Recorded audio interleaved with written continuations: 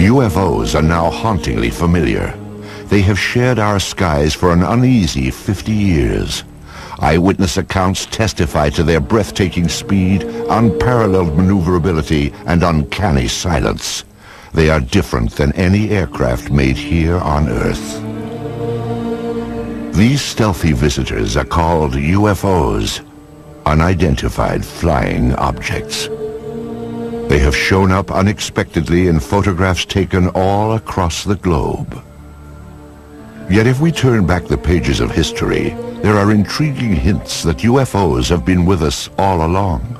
Perhaps even as far back as 12,000 years ago, when our ancestors found shelter in the darkness of caves. The walls of these primitive dwellings were often painted with figures of hunters and the animals they hoped to snare. Recently, other images have come to light. These tracings were made from caves in France and Spain, and they show pictures not ordinarily associated with hunting. Their shapes are very peculiar because they do oftentimes look like UFOs and saucers. And I'm not saying that they are UFOs or that they do represent craft of any type, only that they have a similarity to what we now perceive as maybe craft from another planet as UFOs. And one wonders where the cave people were getting the impetus for putting these on their walls. Obviously, putting paintings on cave walls was a laborious process, and you would only put down the most important things of your daily life. And here these objects appear not once, not twice, but fairly numerous times on the cave walls. The advance of civilization brought us out of caves and into cities. Some 4,000 years ago, scribes recorded what sounds like the sighting of UFOs during the reign of a pharaoh named Thutmose III. In the year 22 of the third month of the winter, a circle of fire appeared in the sky. After some days it became more numerous and shone with the brightness of the sun, extending to the very limits of the heavens. Royal Records of Thutmose III, 1480 BC. A millennium later, young Alexander the Great conquered his way across the known world. In 332 BC, he laid siege to the Phoenician city of Tyre, and accounts from both sides report that shield-shaped silver objects appeared in the sky. One supposedly sent down a beam of light that destroyed the city walls. Even the Bible itself contains passages that some say refer to alien spacecraft. I looked, and behold, a stormy wind came from the north, a great cloud with fire flashing through it, and a radiance round about it, while out of the midst of it gleamed something with a luster like that of shining metal. Ezekiel, verse 1. There are a number of reports from the past, and I believe that some of them are quite legitimate. But one of the things is you can't interview witnesses, of course. You can't get independent witnesses. You can't ask, well, what angle was it above the horizon? The problem we have with them is we have to take them totally at face value. It's always important in looking at these to remember that there are a lot of strange astronomical phenomena that only occur once in a while, like a star going supernova and suddenly appearing in the sky, or a comet which appeared unexpectedly. And so you always have to look at these from the point of view of astronomy. There could be some atmospheric phenomenon or an astronomical phenomenon that they were depicting as something supernatural. As the scientific awareness of the population grew, superstition was replaced by knowledge of what was actually going on in the heavens. However, when an object would fly across the sky and stop, or hover, or seemingly descend to the ground, or maybe exhibit many different color changes or change shape or what have you, then even those people knew that they were looking at something out of the ordinary. The residents of Nuremberg, Germany, had just such an experience on April 4th, 1561. On that day, the skies above the city filled with a chaotic array of tube-shaped objects and balls of light. Eyewitnesses called it a frightful spectacle. Chronicles of the time also report extraordinary displays over Basel, Switzerland during the summer of 1566. These events were depicted in primitive woodcuts made by eyewitnesses. However, it was the talented master artists that have left us the most fascinating images. In 1998, an Italian writer named Daniela Giordano earned an award for her landmark study of the enigmatic flying objects depicted by Renaissance artists. She discovered that not only did the artist have these objects in the picture, but he also had people looking at these objects and shielding their eyes as though the people were actually noting with amazement that something unusual was in the sky. It's unknown why the object's there, but it does appear and it looks like a UFO. This apparently traditional religious work is known as the Madonna and Saint Giovanni. Here too, a witness to the flying object is placed unobtrusively, yet unmistakably, in the background. And it's very obvious that this person's attention is directed to the flying object. And the artist obviously wanted viewers of the painting to see that not only is there the Madonna in the painting, but that there's also an object in the background. Curious airborne craft show up in other media as well. These tapestries from the 1500s depict the life of the Virgin Mary. Lurking in the background is the familiar shape of a 1950s-style UFO.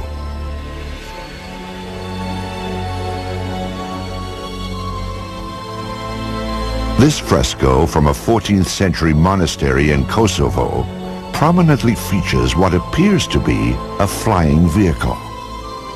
On this French coin, minted in 1680, a ray of light beams down from a colossal wheel-shaped object.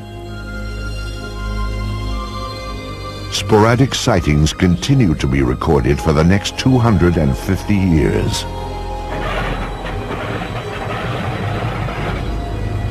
In the 1940s, World War II pilots joined the long list of UFO eyewitnesses.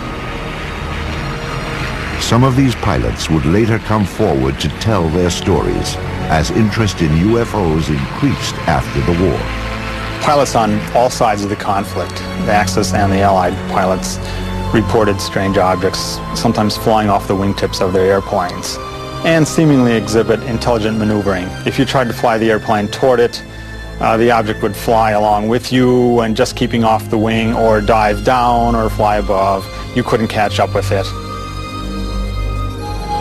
I talked to a pilot of a B-24 bomber during World War II, and he said one circled around their airplane. Round, smooth, sleek. They all expected to die instantly because this must be a new German secret weapon that was going to shoot them down. We sure don't have anything that looks like that and flies like that. I have one account where they actually fired at them. They seemingly went through it. They didn't damage the object at all. Allied pilots thought they were secret weapons of the Germans. Germans thought they were secret weapons of the Allies, England and America, and they were even seen in the Pacific theater.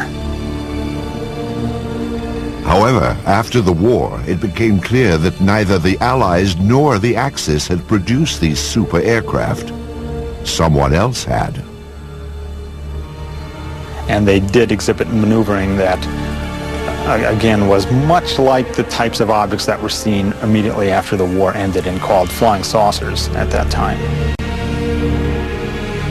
Many believe that in July of 1947, near the top-secret airbase at Roswell, New Mexico, the United States military finally got a close-up look at these mysterious spacecraft. The Army Air Forces has announced that a flying disc has been found and is now in the possession of the Army.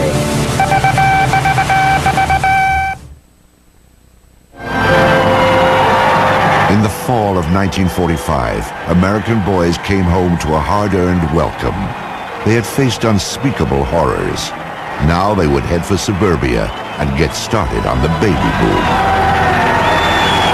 At the same time, another new era was dawning. The age of flying saucers. The enigmatic spacecraft that had appeared from time to time through the centuries would now take center stage. The age of innocence was over. The wave of modern UFO sightings began simply, with no photos, no radar returns, and no physical evidence. Just a story told by one man at the right time in history. Kenneth Arnold was a 32-year-old successful businessman on the summer day that his sighting took place. He sold firefighting equipment and flew his own light plane. On Tuesday, June 24th, 1947, Arnold was flying toward Mount Rainier above the Cascade Mountains of Washington State. The air was smooth and clear as he reached 9,200 feet and noticed a bright flash. To the left and north of Mount Rainier, Arnold saw what he described as 9 unusual aircraft flying at over 1,200 miles per hour. As they passed the mountain, the objects were outlined against the snow. They traveled in a V formation and skittered across the sky in such a way that Arnold said they resembled a saucer skipping across water. Arnold first told his story upon landing at the Yakima, Washington airport. He sketched a series of diagrams to illustrate what he had seen. What he drew was shaped like a crescent, 50 feet long and only 3 feet thick. It had a rounded point in the rear. When seen edge on, he reported, it looked like a black line. It wasn't long before the story of Arnold's sighting startled the world. The newspapers quickly coined a name for Arnold's skipping discs. The name was flying saucers. Kenneth Arnold was soon to enjoy a celebrity status. The author of a book and the subject of magazine cover stories, he was looked upon as a combination of space-age visionary and screwball eccentric. The press would anoint him the man who started it all. In the days and weeks after Arnold's landmark flight, flying saucers became big news. Sightings were reported across the country. Indeed, at that time, more people knew about flying saucers than about the Marshall Plan for the post-war reconstruction of Europe. But one incident above all established flying saucers in the public mind. Roswell, New Mexico lies deep in the empty expanse of the American Southwest. Today, its very name conjures up memories of a supposed UFO crash and government cover-up. It is remembered as the Roswell incident. In the summer of 1947, the Army airfield in Roswell was home to the elite 509th Bomb Group. During World War II, the B-29s that carried atom bombs to Hiroshima and Nagasaki had originated here. And so would an event that gave substance to the belief in flying saucers. Headline edition, July 8, 1947. The Army Air Forces has announced that a flying disc has been found and is now in the possession of the Army. Army officers say the missile, found sometime last week, has been inspected at Roswell, New Mexico, and sent to Wright Field, Ohio, for further inspection. Walter Hott was Public Information Officer of the 509th Bomb Group. He was the official instructed to dispatch press releases to the radio station and newspapers in Roswell. The story fed the imagination of the country, but has been the source of controversy ever since. The press release that I received stated that we had in our possession parts of a crashed flying disc. The material was found on a ranch north of Roswell. Then the story abruptly changed. General Roger Ramey took command of the Roswell situation and issued a new statement. It wasn't a flying disc after all. To me, I think it was one of the slickest cover-ups by admitting that we had the material, and then a higher authority says, no, you don't. Flying saucer or weather balloon? Both Air Force stories couldn't be true. One fact was undisputed. Something had crashed at Roswell. A rancher named Mac Brazel discovered the metallic debris in this isolated rangeland outside of town. The wreckage was strewn over more than half a mile, and Brazel alerted the base, assuming a military plane had crashed. Jesse Marcel Jr. recalls that his father, the intelligence officer at the Roswell Army Airfield, had been dispatched to the debris site to determine what had crashed there. The night that my dad came home, he was very excited. He woke my mother and myself up and said he wanted to show us something very strange. And as I recall, he said this was parts of a flying saucer.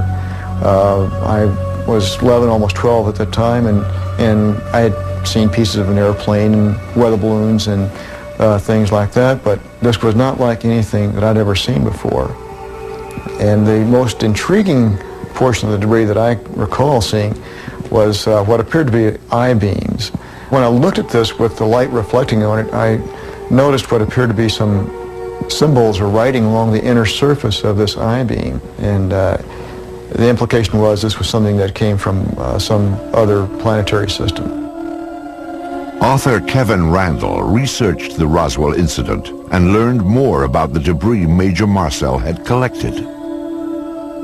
You have something called metal foil, been described by various people as like tin foil or lead foil. You wad it up into a ball, you drop it on the table, it unfolds itself and there's no sign of a crease. Randall interviewed some people who say they actually handled the mysterious wreckage back in 1947. It was all wadded up when he dropped it, and when he dropped it on the table and it hit the table, it spread out just like it was water. And so they all started holding it and playing with it, and they were trying to cut it with their knives, and they tried to burn it with their lighters, and they couldn't do any damage to it at all. There were also rumors of a second crash site with even more stunning discoveries. Frankie Rowe's father said that the fire department was called to the scene. There he had observed nothing less than actual extraterrestrial beings. They'd gotten a call on what they thought was a plane crash about 30 miles north of Roswell. And when they got out there, it was not an airplane. He said it was a flying saucer that had crashed. And there were little, what he called little people. And he said one of them was still alive. That there were two that were covered up laying on the ground. And he said they had been covered up, it looked like with body bags. And the one that was walking around there didn't appear to be hurt. Through his research, Kevin Randall has established what he believes happened next.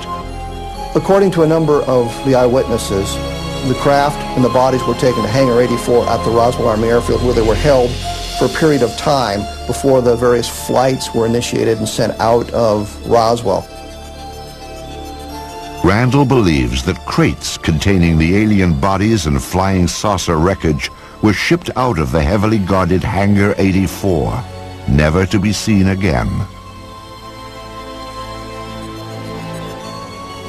When the Air Force produced one meager weather balloon at the Roswell crash debris, many concluded it was part of a cover-up.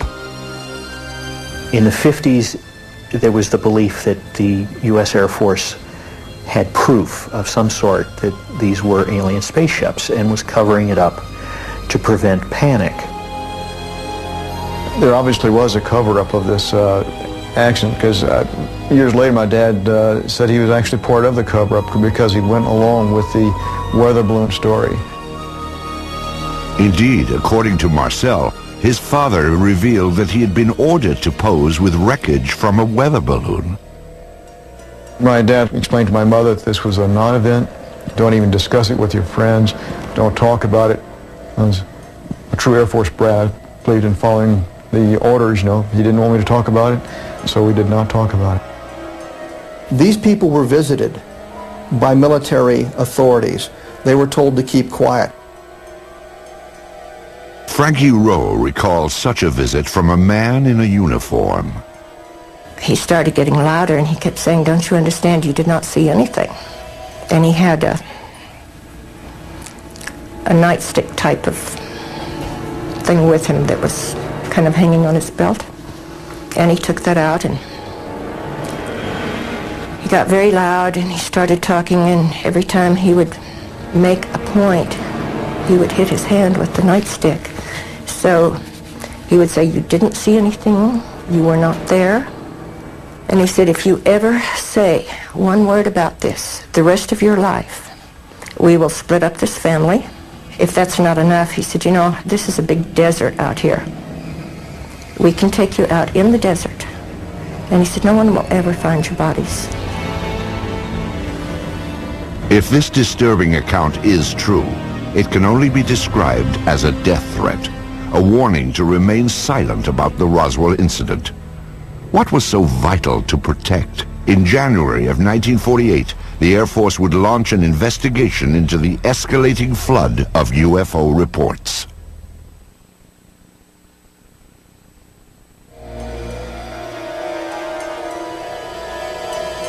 Something crashed at Roswell, New Mexico. But whether the object that fell from the sky in July of 1947 originated here on Earth or somewhere in outer space has been hotly debated for more than a half-century. Perhaps it truly was a weather balloon, as the Air Force insists. If so, that would deflate one of the seminal events in the history of UFOs. However, if the object was in fact extraterrestrial, the issue then becomes, what business did it have at Roswell? At the time of the Roswell crash, New Mexico was host to the most advanced military and scientific experiments on the face of the planet. In fact, the Roswell area was the only place in the world where testing of cutting-edge radar, rockets, and nuclear weapons could all be found. Perhaps these lurking UFOs had become a threat to national security. The Air Force quietly began investigating the rash of post-war sightings in January of 1948. This inquiry was codenamed Project Sign, and by October, it would reach a truly stunning conclusion. Project Sign wrote a final report called The Estimate of the Situation, which concluded that UFOs were interplanetary vehicles. You can imagine that this didn't go over well at the Pentagon. The government could not have the idea of UFOs as interplanetary spacecraft coming out when they've been trying to cover up the Roswell crash. It went all the way to the Chief of Staff of the Air Force, who said, "I don't find this document particularly persuasive." He batted it back down and fired practically everybody in Project Sign. The people who were left at Project Sign could read the handwriting on the wall. If you said they were extraterrestrial, you lost your job. Your career was over. After the purge, the inquiry was revamped as Project Grudge, a name that may have suggested a certain skepticism. An Air Force insider actually characterized Project Grudge as the dark ages of UFO investigation. In August of 1951, this V-shaped pattern of objects appeared over Texas and became known as the Lubbock Lights. Grudge said it was a flock of birds reflecting the glow of the city. This film was submitted from Great Falls, Montana in 1950. It depicts bright white dots moving behind the smokestacks of a grain mill. The photographer described the objects as shiny, bright, and metallic, like polished silver. Project Grudge concluded that they were F-94 Air Force interceptors landing nearby. After 3 years of debunking UFO reports, Grudge was reorganized into the supposedly more objective Project Blue Book. Blue Book became the focus for public attention and press attention. But it was never scientific, it was never comprehensive. They didn't have radar, they didn't have computers, they didn't have people ready to go up, in aircraft with instruments to monitor UFO sightings. Typically, an officer, a sergeant, several secretaries, their job was primarily to try to tell us that there was nothing to flying saucers. Major Hector Quintanilla Jr. became Blue Book director in 1963. The objectives of the program are twofold. They're the same as they have been since 1953 when the regulation was written. First of all, to try to determine if the UFO phenomena presents a threat to the security of the United States. And second, to determine if the UFO phenomena exhibits any technological advances which could be channeled into research and development. Many of the UFO reports were easily explainable as atmospheric anomalies, like this saucer-shaped lenticular cloud formation. The man who shot this film, a Navy officer and aerial photographer, claimed he saw these objects up close before getting out his camera. He said they were disc-shaped and gunmetal colored. Blue Book determined they were high-flying birds. Astronomer J. Allen Hynek, a Blue Book consultant for its entire 16-year run, had this assessment of the project. Quote, "When Major Quintanilla came in, the flag of the utter nonsense school was flying at its highest." Blue Book's most notorious nonsense came in March of 1966, when it dismissed a wave of credible sightings, including many by policemen, as swamp gas. In December of 1969, the Air Force closed down Project Blue Book and washed its hands of UFOs. Few scientists were willing to approach the subject. However, there were some who embraced UFOs without reservation.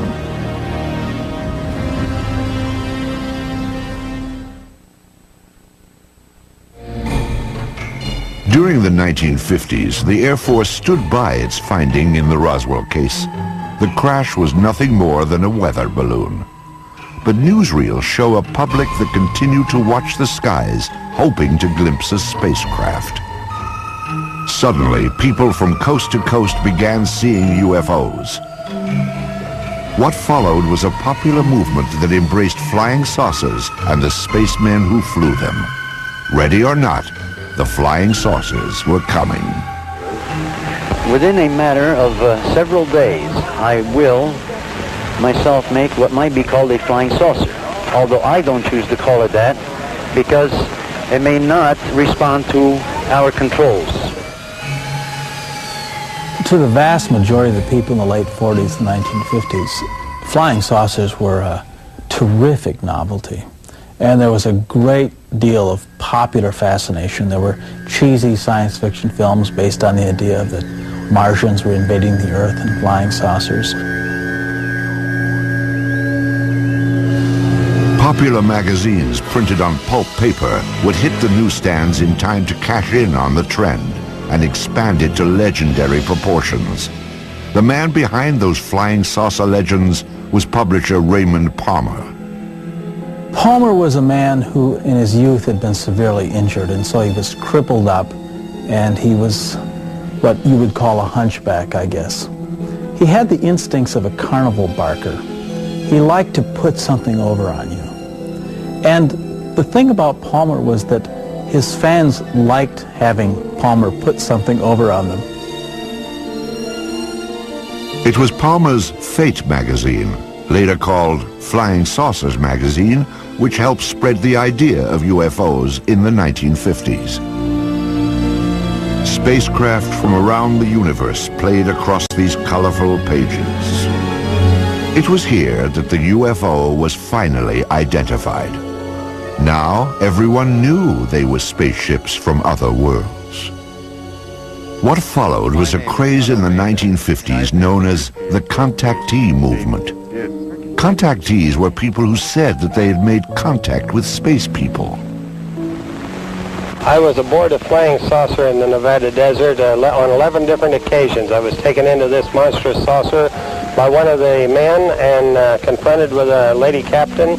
Beautiful complexion, beautiful appearing woman, and they're peaceful people. They mean no harm to us. They come down here to investigate what's going on Earth, and they certainly convinced me that they're peaceful, and they come from another planet they call Clarion. They told me there was life on Mars and that there were life on other planets as well, and all planets except Earth had interplanetary means of travel. The man credited with starting the contactee movement was a Polish immigrant and self-styled philosopher named George Adamski. In his book, Flying Saucers Have Landed, Adamski claimed that in 1952, he had been aboard an alien spacecraft. So I was picked up on a desert, in California desert, and I was taken to the mothership, and they were flown around, not too close to the moon, but with instruments, similar, you might say, except it wasn't a camera, it was a regular sort of a telescopic instruments that we were able to see what was on the moon on the other side of it, see? Adamski's book detailed his meeting with a man from Venus called Orthon. There were also photographs of the spaceship he supposedly flew in. Adamski's books also reflected the political climate of the 1950s, like growing concerns about the arms race between the United States and the Soviet Union. When Orthon departed, he would leave behind these enigmatic footprints. Adamski said they contained a message urging an end to nuclear testing on Earth. In a similar vein, other contactees spoke of aliens from utopian planets who wanted to prevent all-out nuclear war. Best of all, these aliens looked just like us. I have a picture here of the gentleman who escorted me through the craft, and I would like to show it and describe it. This gentleman, he appeared almost as I am, except that he was about 5 feet 10 inches tall, weighing about 150 to 155 pounds, and they all appeared about that same size, including the lady. George Adamski would publish 2 more volumes on his contacts with beautiful space people from Saturn and Mars. He even had opportunity to take home movies of the scout ships that transported him, guided by robot pilots from Venus. The impact of Adamski's tales led to an explosion of flying saucer clubs and conventions. As the flying saucer phenomena continued into the 50s, civilians began to become very interested, of course, people did, and clubs formed up with a classic meaning of the term club, hobbyists, as it were, that were just interested in the wilder, esoteric aspects of the phenomena, particularly the stories of people who said they were in contact with aliens. Many of the contactees would gather at the largest flying saucer festival of all time. It took place in California at a place called Giant Rock in March of 1954. It attracted over 5,000 outer space enthusiasts. How many trips have you made to outer space? Well, I'd say 350 or a few more. When was the last one? Well, first part of June. And who did you go with? Well, people from Jupiter. I have made telepathic contact for the past 8 years with many space people from many areas of space, both inside and outside of the solar system. Lectures were given from the Giant Rock, and stalls were set up to sell books, photos, and space-age souvenirs. Most importantly, conventions like this gave the contactees a place to exchange ideas, rumors, and reports. But I do believe what I see. And I am one of those who was inside a flying saucer. I seem to become one with the entire universe. Everything in the universe seemed to be contracted down to one small dot. What were their clothes like? The woman had a radiant red box-pleated skirt and a black velvet-appearing blouse and a black and red tam or beret, and the men had clothes very similar to our Greyhound bus drivers. Contactees also described the alien spacecraft they had seen in astonishing detail. On July the 12th, I took a trip in a flying saucer, which I am pointing right here. The saucer was well equipped with rooms, bedrooms, bathroom, toilets, and this saucer, I went up into Mars, over the moon, Venus, Clarion, and Orion. When I say Orion, I do not mean Orion. It is a planet outside of our galaxy. Also popular among contactees was a belief that startling evidence was about to be revealed. We are going to see more and more of these visitors from space, and that before too long, the evidence will be incontrovertible, that you will have on your TV screens and on your movie screens concrete evidence that the ships are here and that they are real and they're not fantastic things which have been cooked up to make a movie. The contactee wave of the 1950s was a light-hearted sideshow to the UFO phenomenon. However, during this same period, photographs began to surface that suggested UFOs were no joke and had to be taken seriously.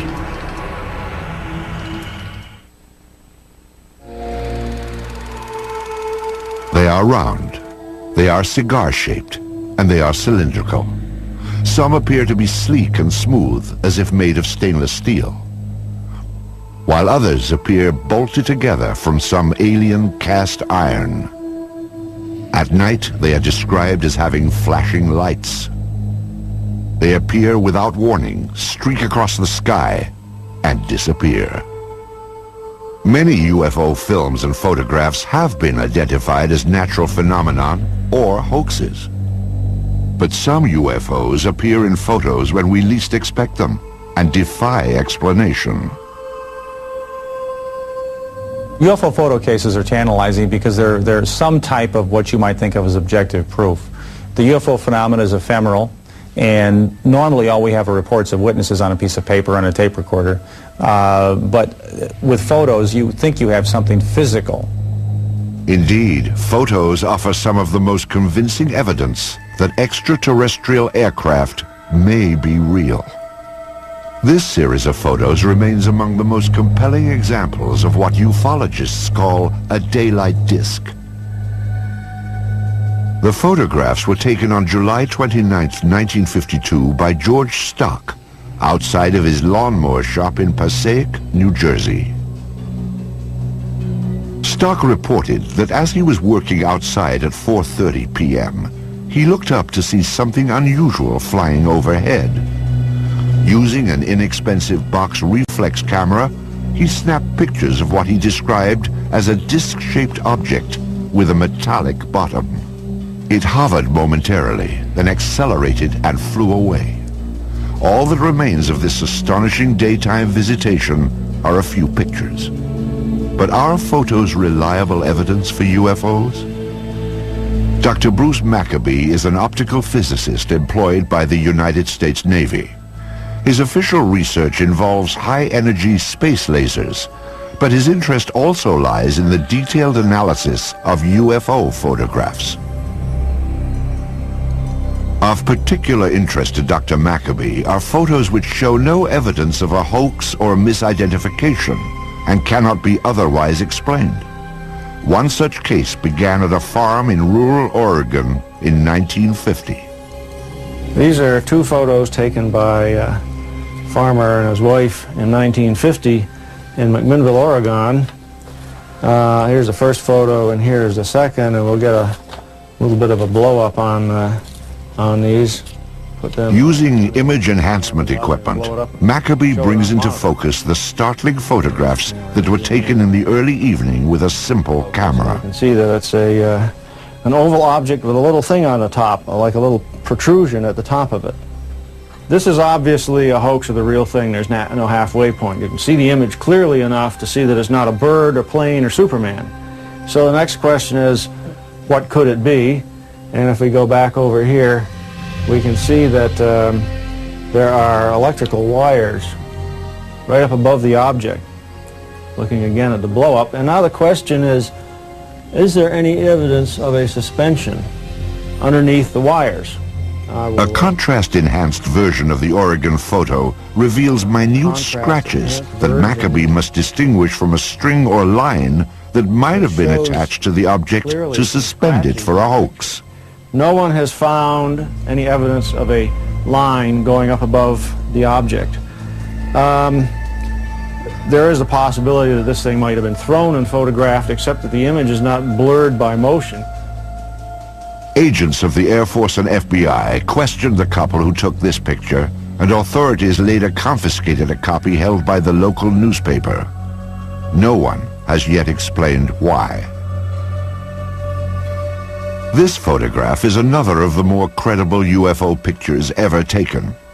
It was snapped in Brazil by a government survey team in 1958. A Brazilian naval photographer on a ship was there with the rest of the men when they saw an object shaped like Saturn, in other words, an object with a ring around it, flying toward an island that they were near, Trinidad Island, flying around the island and then taking off in the distance. And he snapped 4 or 5 or so or more photos of the object with literally dozens and dozens of witnesses.